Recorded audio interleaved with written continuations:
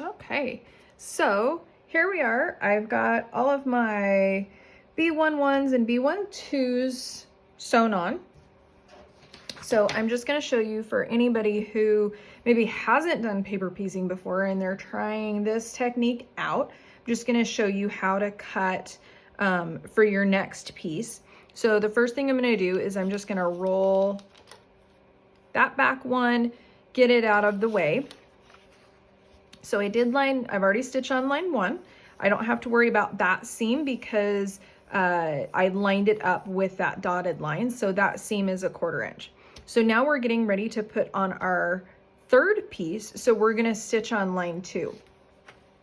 So I'm gonna take some sort of cardstock or thin template plastic, anything like that that's got a nice straight line and is a little stiff. I'm gonna place it right along the solid line of line 2. Then I'm gonna fold my paper back and crease it along that, leaving that cardstock or template piece in there and making sure that the fabric underneath is nice and flat. Then I'm gonna grab my 1/4 ruler. And so what's nice about these is it has a thicker area that is exactly 1/4 inch. And so with that little lip right there, it sits right up against that template plastic or cardstock, whatever it is. It doesn't move. So when you cut along here, it gives you a nice 1/4 inch seam when you put that next piece on there. So that's how we cut to get ready for the next piece. And that's going to be the same every time. You're going to go from 1 to 2 to 3 to 4 throughout the whole, however many pieces it has on there for that particular foundation. So then I have my B13 piece, and the odd numbers of these are all going to be the same. So it doesn't really matter if you get those mixed up for most of these, for most of the Andromeda. There may be some out there that they're different, but these are kind of a sashing, and so I think they're all pretty much going to be the same. So you can see that it does have a sew side on it. These are all right side up, so this is my sew side. So I'm not going to turn these over. I'm just going to leave it right side up. This is my sew side. I'm going to take that place that I just cut, and I'm going to put that along that edge. And when I line those up and then I sew on that folded line, that solid line, that's going to give me a nice 1/4 inch seam for that piece. Now I want to make sure, because these are angled, I want to make sure that it ends up in the right spot. So my number 2 piece is pretty much right in the middle. And so I want this to kind of continue to be a straight line.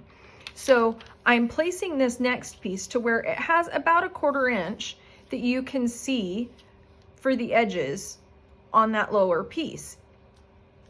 And that is going to allow that to kind of stay straight. If I'm off to one side or the other, I can adjust that bottom piece to bring it back one way or the other. The nice thing is, when you go to finish this out, here, when you cut this piece, you're going to be cutting that off to a nice 1/4 inch seam. But you want to make sure that your pieces are extending out into that so that you're not coming up short and end up with a hole or end up having to tear it all out and replace it. So you want to make sure that when you sew, this gets filled up completely.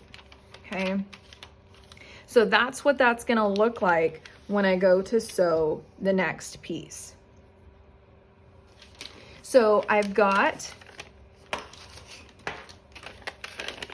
this sewn on.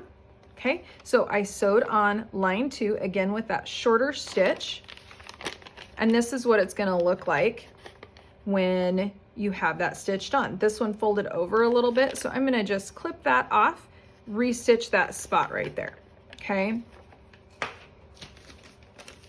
this one didn't do that.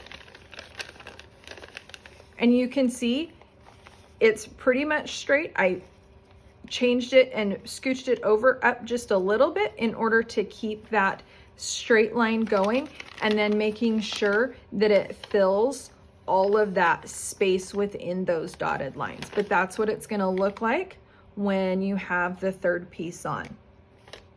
Now I'm going to just keep stitching these and show you what the end product looks like when I get there. And when I get to line 6 and line 7, it's going to be a different direction. So you just want to make sure that you follow that direction, but everything is going to be the same thing with those steps. So I hope that helps, and then I will see you again when these are finished and I start work on the B2 foundations.